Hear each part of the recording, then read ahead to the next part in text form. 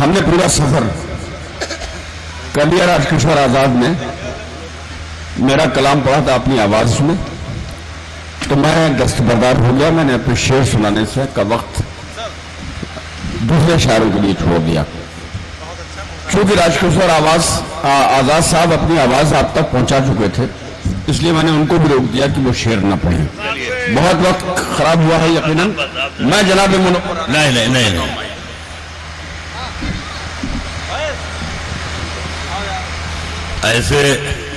ایسے مشق سے کیا فائدہ کہ گواہی کے لیے ہرن لے کے چلنا پڑے.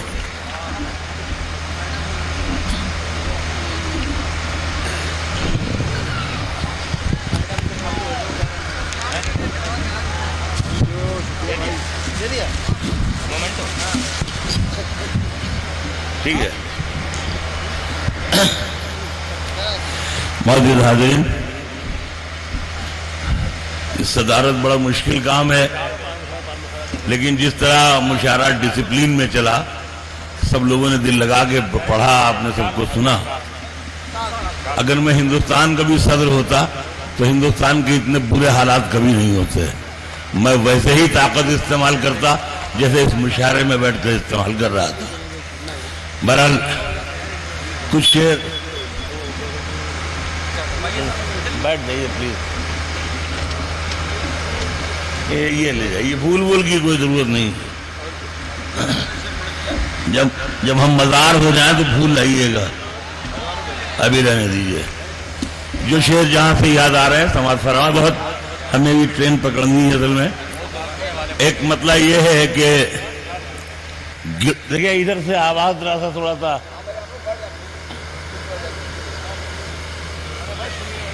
گڑ گڑائے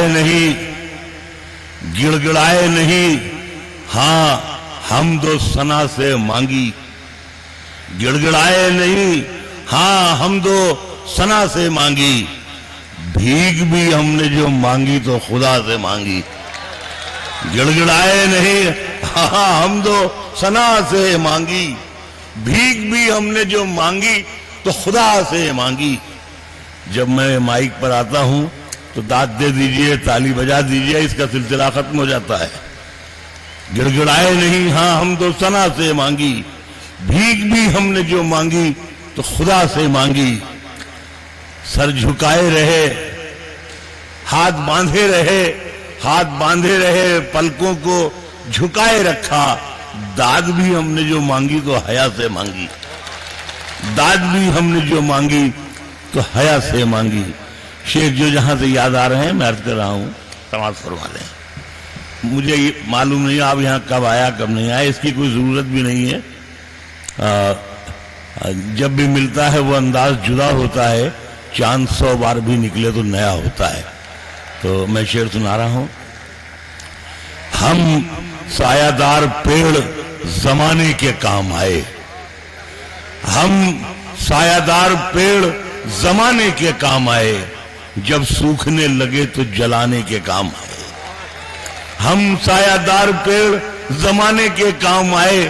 جب سوکھنے لگے تو جلانے کے کام آئے. تلوار کی نیام کبھی پھینکنا نہیں، ممکن ہے دشمنوں کو ڈرانے کے کام آئے. تلوار کی نیام کبھی پھینکنا نہیں، ممکن ہے دشمنوں کو ڈرانے کے کام آئے. اور کچا سمجھ کے بیچ نہ دینا مکان کو، شاید کبھی یہ سر کو چھپانے کے کام آئے. شاید کبھی یہ سر کو چھپانے کے کام آئے. ایک مطلب یہ ہے جہاں سے جو یاد آ رہے ہیں. ابھی وہ جب جوہر نے وہ شعر پڑھا کہ میں اپنے بوڑھے باپ سے آ کر لپٹ گیا، تو مجھے ایک شعر غزل یاد آئی. مطلب یہ ہے کہ کبھی کبھی تو میرے پیراہن سے سننا غزل تاریخ. کبھی کبھی تو میرے پیراہن سے آتی ہے وہی مہک جو تمہارے بدن سے آتی ہے. کبھی کبھی تو میرے پیراہن سے آتی ہے وہی مہک جو تمہارے بدن سے آتی ہے. اور وہی مہک جو تمہارے بدن سے آتی ہے اور ہمارے دل سے تو اچھا ہے آئینہ تیرا کہ ٹوٹتا ہے تو آواز چھن سے آتی ہے. واہ واہ واہ. ہمارے دل سے تو اچھا ہے آئینہ تیرا کہ ٹوٹتا ہے تو آواز چھن سے آتی ہے. اور شعر یہ ہے کہ والد کے انتقال کے بعد میں 4 مہینے بعد میں عمرے میں گیا تو باہر میں نکلا تو دیکھا ایک ٹیکسی ڈرائیور تھا وہ بیٹھا ہوا تھا انتظار بالکل میرے والد کی طرح لگا. میں اسے دیکھنے لگا دیکھتا رہا بالکل جیسے میں اس کو پکار لوں چھو لوں بلا لوں. میں گھر آیا میری والدہ اس وقت تک زندہ تھی. میں نے ان سے بتایا کہ اماں ایسا تھا ایک آدمی بالکل میرے والد کی طرح وہاں خانہ کعبہ کے باہر بیٹھا ہوا تھا. تو عورت کے لیے مرد کے مرتے ہی وہ مجازی خدا ہو جاتا ہے. میری اماں کہیں گی بھیا ہو سکتا ہے تمہارے باپ ہی ہوں اللہ میاں نے اپنی دربانی میں ان کو وہاں رکھ لیا ہو. یہ ایک مضمون ہے. کبھی کبھی وہی مہک جو تمہارے بدن سے آتی ہے شعر یہ ہے کہ میں اس کے جسم پہ کافور مل کے آیا تھا. میں اس کے جسم پہ کافور مل کے آیا تھا مگر گلاب کی خوشبو کفن سے آتی ہے. میں اس کے جسم پہ کافور مل کے آیا تھا مگر گلاب کی خوشبو کفن سے آتی ہے. اور 2-3 شعر جو جہاں جہاں سے یاد آ رہے ہیں. ایک مطلب یہ ہے کہ کاغذ کے یہ ہمارا جو عہد ہے جس میں ہم زندہ ہیں کاغذ کے بنے تاج محل بیچ رہے ہیں. یہ ہمارا جو ملت کا افسوسناک سانحہ ہے. کاغذ کے بنے تاج محل بیچ رہے ہیں جو باغ کے مالک تھے وہ پھل بیچ رہے ہیں. واہ واہ. کاغذ کے بنے تاج محل بیچ رہے ہیں جو باغ کے مالک جو تھے باغ کے مالک تھے وہ پھل بیچ رہے ہیں. اے خاک وطن اے خاک وطن اے خاک وطن دیکھ تو لے آنکھ اٹھا کر.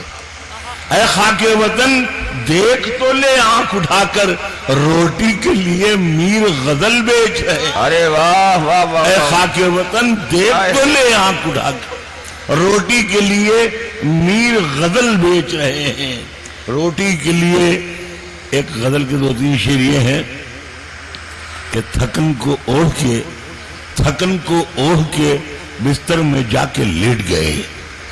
تھکن کو اوڑھ کے بستر میں جا کے لیٹ گئے ہم اپنی قبر مقرر میں جا کے لیٹ گئے. تھکن کو اوڑھ کے بستر میں جا کے لیٹ گئے ہم اپنی قبر مقرر میں جا کے لیٹ گئے. اور تمام عمر ہم ایک دوسرے سے لڑتے رہے. تمام عمر ہم ایک دوسرے سے لڑتے رہے مگر مرے تو برابر میں جا کے لیٹ. واہ واہ واہ واہ واہ. مگر مرے تو برابر میں جا کے لیٹ گئے. اور شعر یہ ہے کہ ہماری سننا شعر ہماری تشنہ نصیبی کا حال مت پوچھو. ہماری تشنہ نصیبی کا حال مت پوچھو وہ پیاس تھی کہ سمندر میں جا کے لیٹ گئے. ہماری تشنہ نصیبی کا حال مت پوچھو وہ پیاس تھی کہ سمندر میں جا کے لیٹ گئے. اور شعر یہ ہے کہ سجائے پھرتے تھے جھوٹی انا جو چہروں پر. انا کہتے ہیں سوابھیمان. سجائے پھرتے تھے جھوٹی انا جو چہرے پر وہ لوگ قصر سکندر میں جا کے لیٹ گئے. وہ لوگ قصر سکندر میں جا کے لیٹ گئے. کیا کہنے میں. اور جو شعر 2-3 اور جہاں سے جو یاد آ رہے ہیں میں عرض کرتا ہوں. میں سنا دیتا ہوں. میں کچھ 2-3 شعر مجھے اور یاد آئے میں سنا دوں گا. ٹھیک ہے میں سنا دوں گا. یاد ہے مجھے سنا دوں گا. میں ارے یار مجھے معلوم ہے.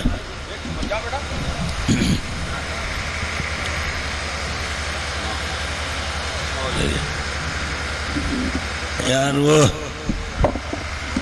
ماں پہ شعر کہنے کے لیے سنایا ہے لکھا ہے انہوں نے. آج ہی میں بہت رویا ماں کو یاد کر کے. تو جب میں اب کے بہت بیمار ہوا وینٹیلیٹر پہ چلا گیا تو ڈاکٹروں نے ہم سے یہ کہا کہ اب کیا آپ اپنے اللہ میاں سے ملتے ملتے رہ گئے؟ تو میں نے کہا مل لینے دیا ہوتا، کب تک اس گنہگار دنیا میں یہ مٹی ماری ماری پھرے گی؟ تو میں نے شعر کہا، میں نے سوچا یہ زندگی جس کے لیے انسان اتنی محنت کرتا ہے، اتنی ذلتیں سہتا ہے، اتنی کوششیں کرتا ہے، یہ زندگی اتنی بے وفا اور اتنی معمولی ہے کہ وہ ایک جھٹکے میں چھوڑ دیتی ہے۔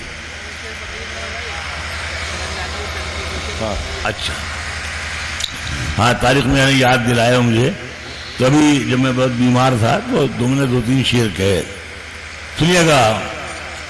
تو مطلب یہ ہے کہ میری مٹھی سے، سنا، میری مٹھی سے یہ بالو سرک جانے کو کہتی ہے۔ واہ واہ واہ، میری مٹھی سے یہ بالو سرک جانے کو کہتی ہے کہ اب یہ زندگی مجھ سے بھی تھک جانے کو کہتی ہے۔ بہت اچھا ہے۔ میری مٹھی سے یہ بالو سرک جانے کو کہتی ہے کہ اب یہ زندگی مجھ سے بھی تھک جانے کو کہتی ہے۔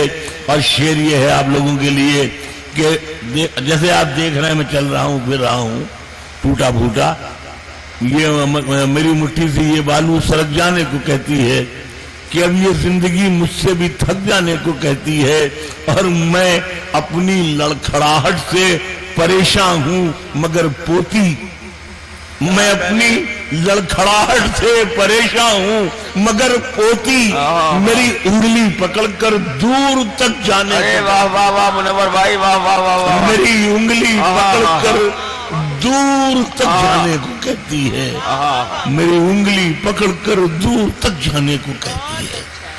ایک غزل کے 2-3 شعر یاد آئے جو یاد آ رہے ہیں کہ آئے ہو مہرے گداگر، جو ہے جب کوئی فقیر یا سنت کسی کا ماتھا چوم لیتا ہے تو یہ مہر گداگر کہلاتی ہے۔ آج میں یہاں آیا، اسٹیشن پہ اترا تو بالکل وہ چھوٹا سا اسٹیشن، یہ تو ہمیں اپنا رائے بریلی کا پرانا زمانہ یاد آیا۔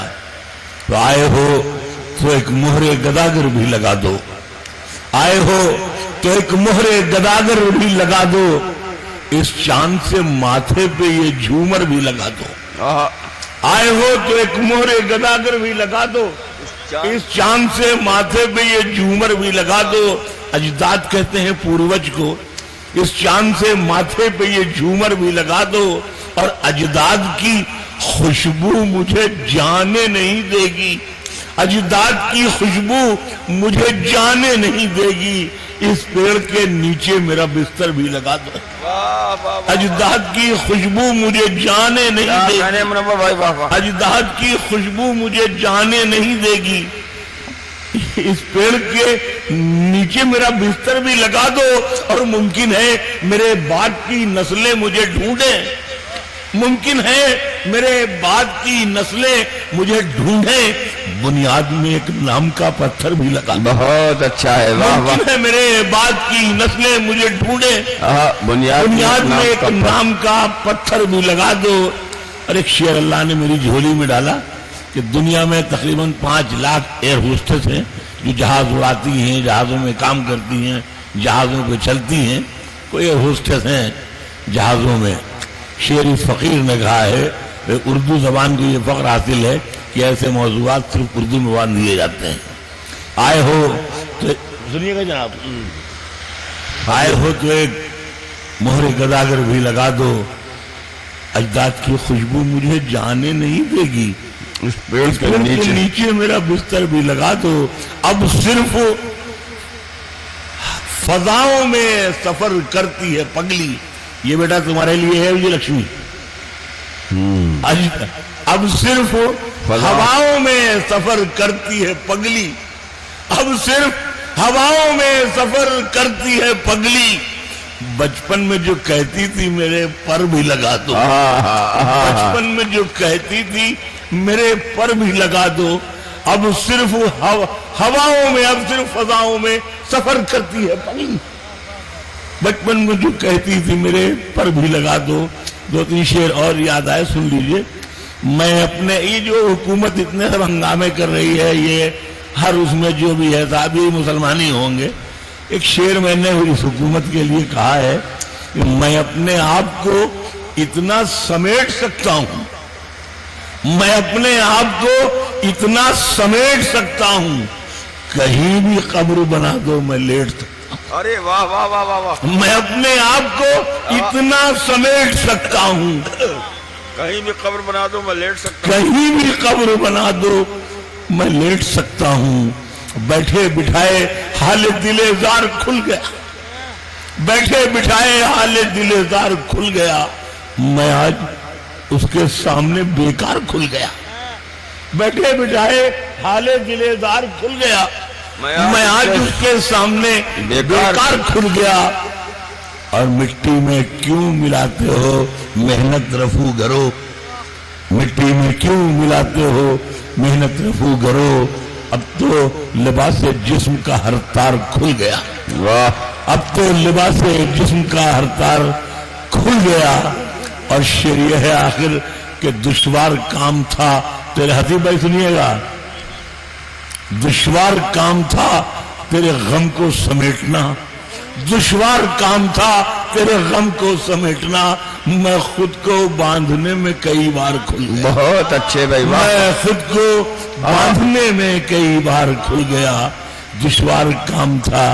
آخر دو تین شعر یہ ہیں کہ مولا یہ تمنا ہے کہ جب جان سے جاؤں، مولا یہ تمنا ہے کہ جب جان سے جاؤں، جس شان سے آیا ہوں اسی شان سے جاؤں، جس شان سے آیا ہوں اسی شان سے جاؤں، بچوں کی طرح پیڑ کی شاخوں سے میں کودوں، چڑیوں کی طرح اڑ کے میں کھلیان سے جاؤں، بچوں کی طرح پیڑ کی شاخوں سے میں کودوں، چڑیوں کی طرح اڑ کے میں کھلیان سے جاؤں، مولا یہ تمنا ہے کہ جب جان سے جاؤں، جس شان سے آیا ہوں اسی شان سے جاؤں، ہر لفظ ہر شبد ہر لفظ مہکنے لگے لکھا ہوا میرا، میں لپٹا ہوا یادوں کے لوبان سے جاؤں، میں لپٹا ہوا یادوں کے لوبان سے جاؤں، میں لپٹا ہوا یادوں کے لوبان سے جاؤں۔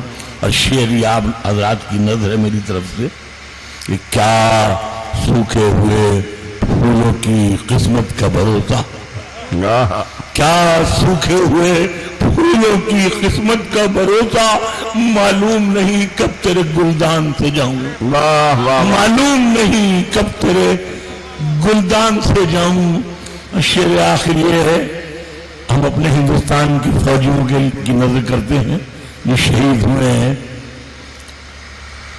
کہ کیا لپٹا ہوا یادوں کے لوبان سے جاؤں، زندہ مجھے دیکھے گی تو ماں چیخ پڑے گی، زندہ مجھے دیکھے گی تو ماں چیخ پڑے گی، کیا زخم لیے پیٹھ پہ میدان سے جاؤں، کیا زخم لیے پیٹھ پہ میدان سے جاؤں، مولا یہ تمنا ہے کہ جب جان سے جاؤں، جس شان سے آیا ہوں اسی جان سے جاؤں، زندہ مجھے دیکھے گی تو ماں چیخ پڑے گی، کیا زخم لیے پیٹھ پہ میدان سے جاؤں، مولا یہ تمنا ہے کہ جب جان سے جاؤں، جس شان سے آیا ہوں اسی شان سے جاؤں۔ منور بھائی تین چار شعر کی زحمت صرف، اور تین چار شعر اور سنا دیے منور بھائی۔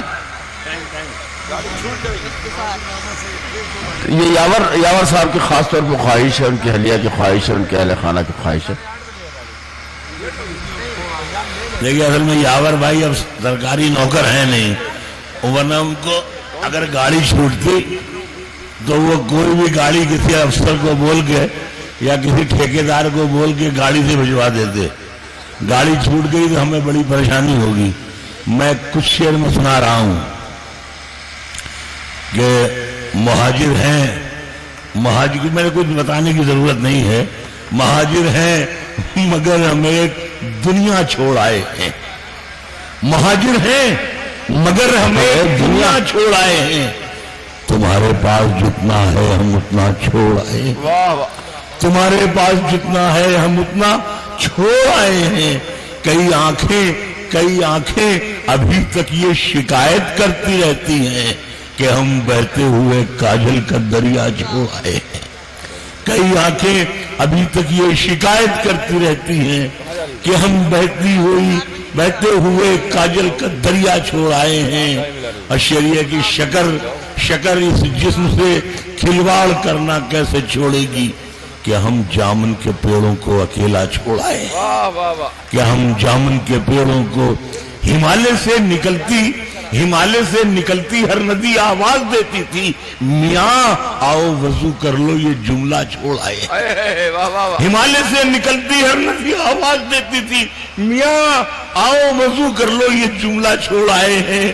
وضو کرنے کو جب بھی بیٹھتے ہیں یاد آتا ہے کہ ہم جلدی میں جمنا کا کنارہ چھوڑ آئے ہیں، بہت اچھا ہے، واہ کہ ہم جلدی میں جمنا کا کنارہ چھوڑ آئے ہیں۔ یہ خود غرضی کا جذبہ آج تک ہم کو ستاتا ہے، یہ خود غرضی کا جذبہ آج تک ہم کو ستاتا ہے کہ ہم بیٹے تو لے آئے، بھتیجا چھوڑ آئے ہیں۔ واہ، بھتیجی اب سلیقے سے دوپٹہ اوڑھتی ہوگی، بھتیجی اب سلیقے سے دوپٹہ اوڑھتی ہوگی، وہی جھولے میں ہم جس کو ہمکتا چھوڑ آئے، واہ واہ واہ، وہی جھولے میں ہم جس کو بھتیجی اب سلیقے سے دوپٹہ اوڑھتی ہوگی، وہی جھولے میں ہم جس کو ہمکتا چھوڑ آئے ہیں۔ ہماری اہلیہ تو آ گئی، ماں چھٹ گئی آخر کہ ہم پیتل اٹھا لائے ہیں، سونا چھوڑ آئے۔ ارے واہ واہ واہ واہ،